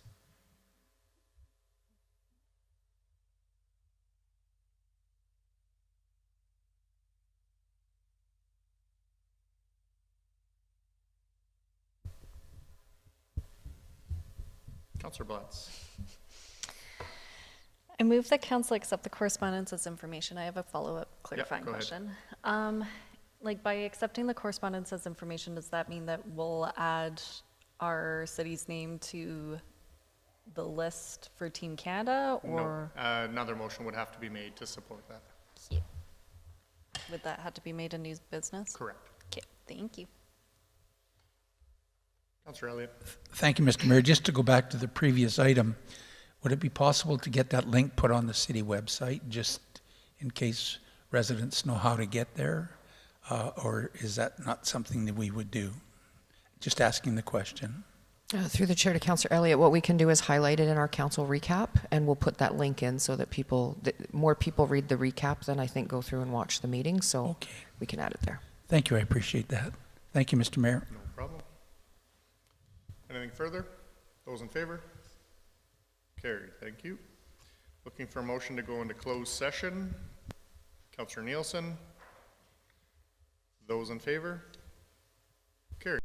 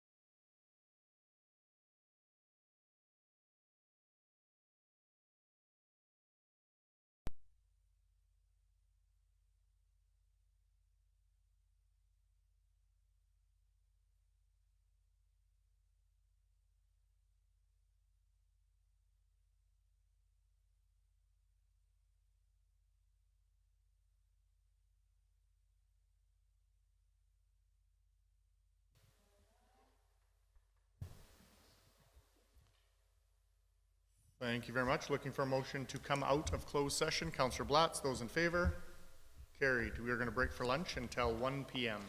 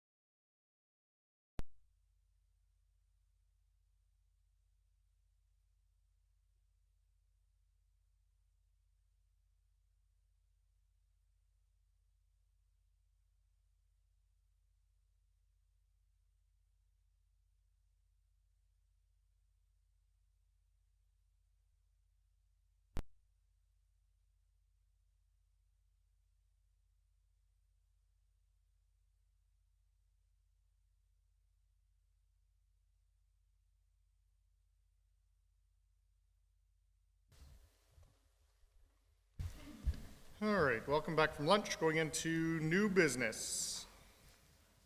Councillor Nielsen. I'd like to add 4 items, please, all under administrative inquiries. Would you like them all separated? Yep. The first one is road resurfacing overlays. The second one is group home update. Status of capital projects.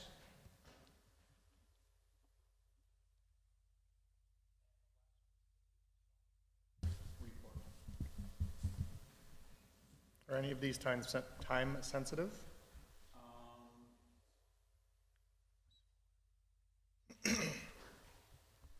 Two of them are time sensitive. Which two?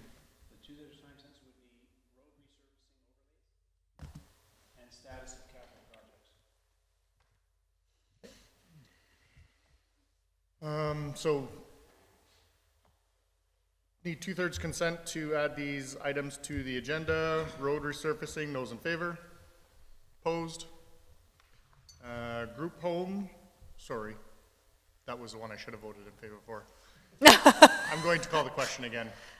Road resurfacing, added to the agenda is 15.1. Those in favor? Thank you. Group homes, 15.2. Carried. 15.3, status of capital projects. Those in favor? Carried. And 15.4, IT. Those in favor? Carried. Go ahead on 15.1. Nope. Oh, you have some too? I had one to add too. Mine was just in relation to the Stand for Canada campaign to defend Canada's economic interests. Is there a timeline on that?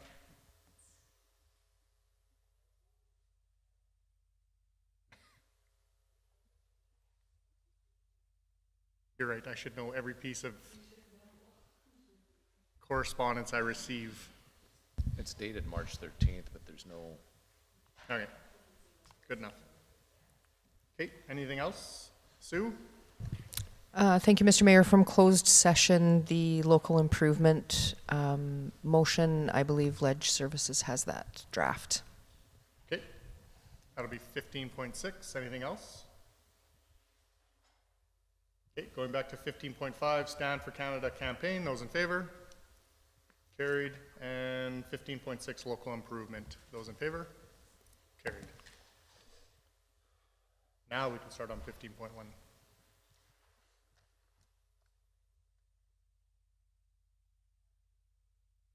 Road resurfacing.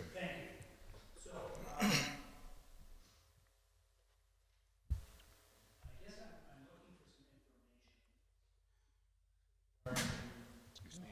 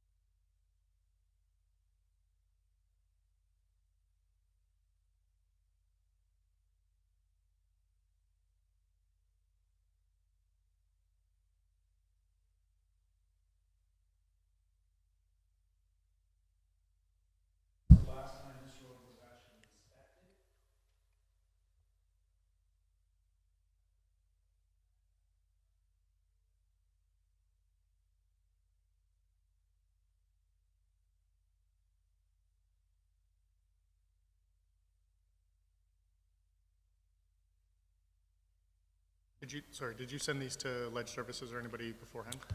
Okay, can we do that in the future, please? Thanks.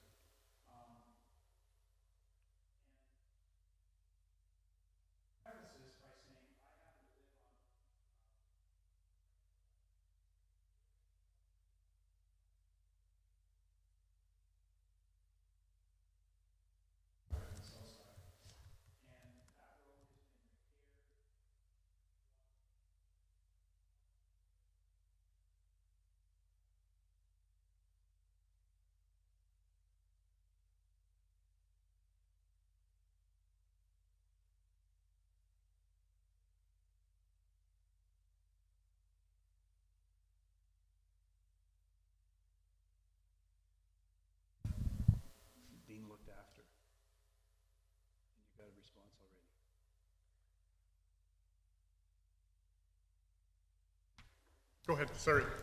That's okay. Thank you, Mr. Mayor. Through the chair to Councillor Nielsen. So the way that the local improvement works is brilliant solution.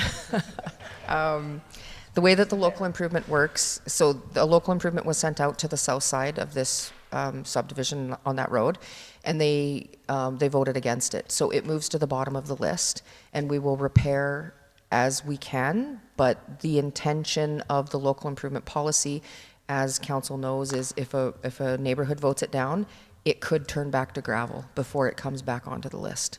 So the only option now for that part of the road is if someone on that road initiates us to try and bring it back. And I believe there was a 5-year minimum wait after they turned it down.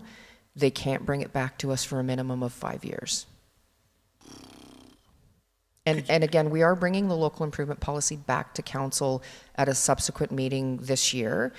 So we can have those discussions about changing the process and that sort of thing. But that was very intentional to try and discourage homeowners from actually voting down a local improvement.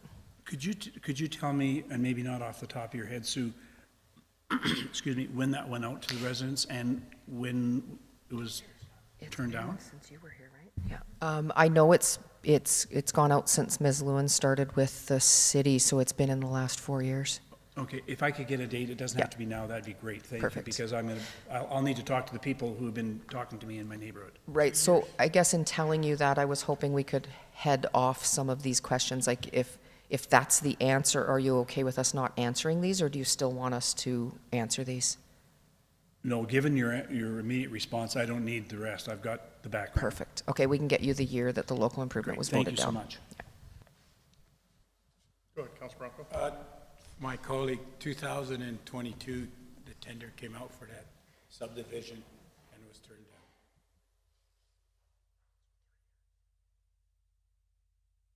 3 years, but 2 years to go for the 5. Councilor Billingsley. Just for clarification, there was no motion on the, like, just trying to understand exactly what we just did. According to council procedural bylaw, Yeah. at any point through the chair, I can bring administrative inquiries forward. So it's an inquiry, there's no motion. That is correct. Thank you. Anything further? 15.2, group homes. Thank you. And this one is I'm simply looking for an update. Previously, council did not approve R1 as an approved use for group homes. As a result of not having that approval, we currently have a group home that is illegally, I'm going to use the word illegally, inappropriately, maybe is a better word, located in an R1 zone. And so I guess my question is to sort of bring this conversation full circle. What is happening? What is the process moving forward to address this circumstance? And that's it. Okay. Do you want a timeline by which I could get a response? Through the chair to Councillor Nielsen, it automatically defaults to 2 weeks, but if you're willing to give us more time, we would take it. We can tell you where we're at with the process, but it's an enforcement file, and so that could take quite a long time. So we could tell you that, but if you're looking at more what the process is and how we deal with it, it's going to take more time. I would be very happy just to hear in 2 weeks sort of where we're at, what's happening, and what's the long-term goal here. Perfect. 15.3 is status of capital projects. Okay, now in keeping with policy, I was told that I needed to have a written response. I needed a written document. So, process. Is it Mexican or what? It's a double space. Double spaced? Perfect. Yes, yeah. So, every year at budget time, we approve a capital budget. You can't talk about it over there, you gotta be out of the way. I'm used used to being a teacher in a gym, kind of just yelling at people. Are both the mics on? Yeah, really. Every year, we see as a council, all the capital projects that are being recommended by administration, we tie dollars to them, and then I understand different departments in the city put out tenders. And on occasion, we've had situations where we've put money aside and have not always got tenders out or received tenders back from contractors or whatever. And as we're now in that time of year where snow for the most part is leaving us, thank heavens, a lot of the activities that we put into capital projects are ripe for moving forward. And so I'm just looking to understand from our capital budget what tenders needed to be developed to address the projects that we've identified and the budget allocated, and which tender packages have been developed and gone out for tendering, which tender packages have been closed, the tenders that have been awarded and then tendered prices, the tender packages that have not yet gone out, and the anticipated date for those packages to be developed and circulated to prospective contractors, along with closing dates for those tenders. All I guess I'm looking for here is, are we on top of our game? And I'm not, first off, I'm not prejudging. I'm simply saying we have quite a bit of money tied up in capital projects. Where are we at with the process of getting all of our tenders out, tenders closed, and projects started in a timely fashion in our community? So that's what I'm hoping to achieve with this. And again, Sue, I don't know what is a reasonable time to get this information back to council. Through the chair to Councillor Nielsen, within the 2 weeks is reasonable. Thank you very much. Councillor Elliott. Thank you, Mr. Mayor. Just related to B on your questions there, excuse me, budget allocated for each project. At the spring caucus, they were discussing this, about not making it public as to what the budget was, because then the tenders were coming back at that amount. So, Sue? I'm okay with you making a change to that. No, Sue, how do we get around this? Or I don't mean to get around it, but how do we make sure that this goes the way we were talking about at Alberta Munis? Through the chair to Councillor Elliott, it's too late for this year's projects. They were already published as part of budget. However, with the FIR response, we do have the ability to make it confidential. And if council wants those numbers protected moving forward, we could keep it as a confidential document, and then it would just be emailed to council instead of publicly presented. That was just on the capital projects, correct? And so that would wait until next year's budget time? Actually, we're having a discussion this afternoon about budget and how council wants to see that roll out. Okay. So that could be part of our process for next year. But this year's capital project and like each project and what the budget has already been published. Okay, thank you. Thank you, Mr. Mayor. Councillor Billingsley. Thank you. Through the chair to administration, is it in our council task summary that we would see the completion of these the capital projects, or where will, in other words, if something isn't, how do we know whether the project is where it's at and if it's been completed, or if it fell off and hadn't been completed or even started, or status, I guess? Through the chair to Councillor Billingsley, we did a project status report in January to get cleaned up from all of the previous stuff. Quarterly, you'll get updates from finance on where we're at financially, and each month I highlight the latest changes that have happened within the capital profile. So I have a section in the city manager's report every month about capital projects, and it talks about which ones are getting tendered when, and you know, kind of the status and where we're at. We have a tracking sheet of all operational and capital projects and what the status is, so it's going to be easy for us to go in and do that. But right now, There's a couple of different ways that council gets notified on the status. Okay. Anything further? 15.4 IT. More paper here, which I'll hand to Noman. And this is on long sheets only because I didn't know how to use the photocopier. How many trees have you got to cut? Put on the backside. Thank you.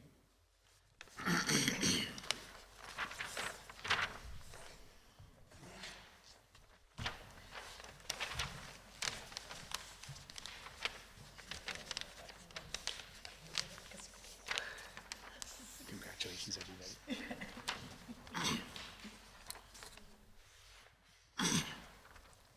Most recently, in the city manager's monthly report under challenges, Sue reported a lack of an an asset management database. And at our last council meeting, Sean identified that Public Works was using an in-house database system for tracking and reporting work, and indicated that he was hopeful that he could move to a digital system in the future. And then lastly, council has heard on a number of occasions that Great Plains did not talk to other software programs that the city uses. And I know from my last career, software packages are not sold with a lifetime warranty. And so I want to make sure that we are not working with patchwork software solutions or software that no longer has supports. And I know in a recent document you put out, you're indicating you're looking at the software pathway for the city. And I guess what I'm really wanting to understand is, what is our specific situation in our organization relating to software?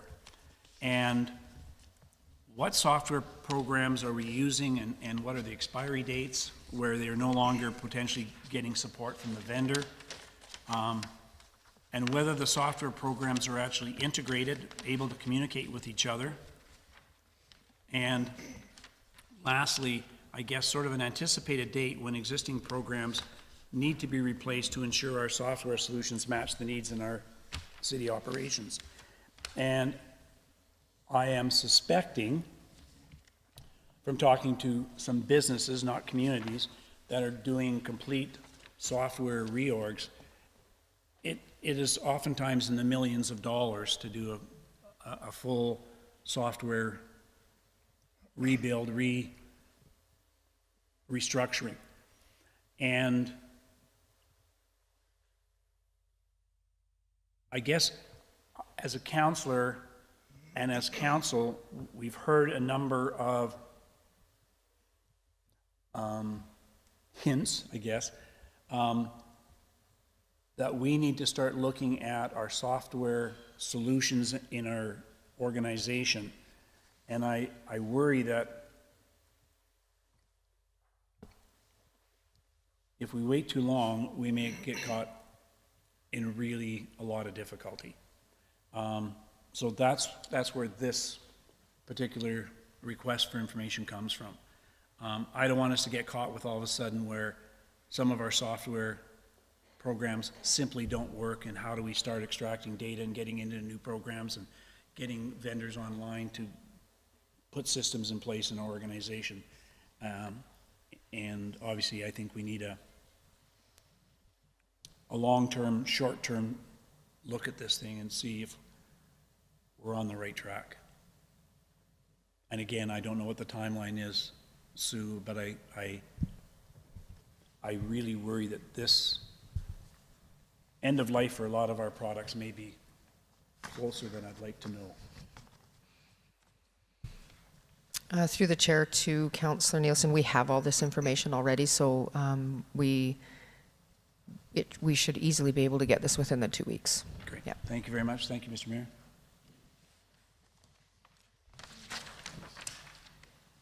$15.5 Stand for Canada campaign. Councillor Blatz. Thank you.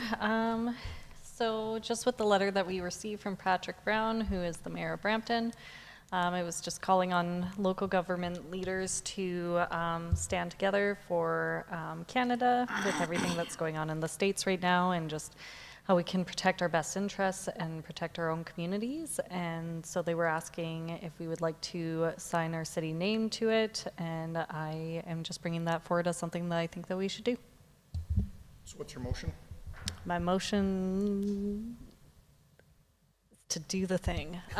Through the chair, Oh, yeah, we that's have great. something Yeah, on the that's screen. perfect, thank you. I move that council participate and sign in the Stand for Canada campaign to defend Canada's economic interests. Moved by Councillor Blatz. Any discussion? Councillor Elliott. Just a little bit of editorial, but our spelling, and sign the Stand for Canada. I don't think we need to sign in. We just need to sign it.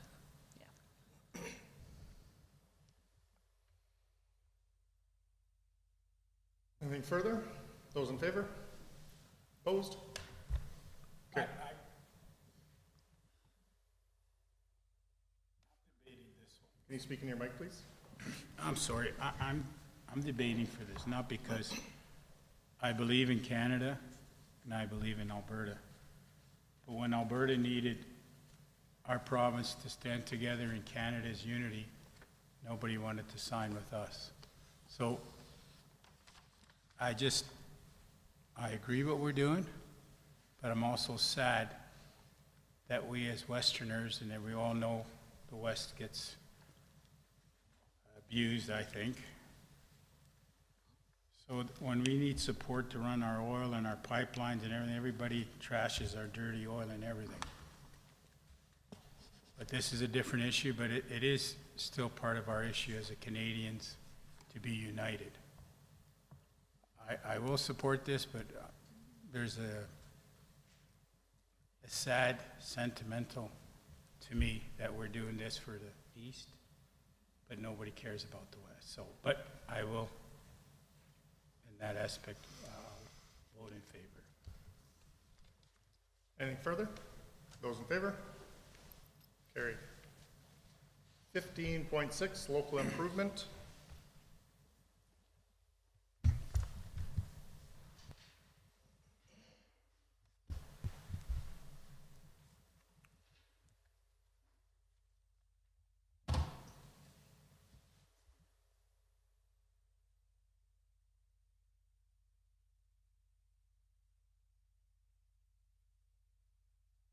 Councillor Billingsley. Thank you.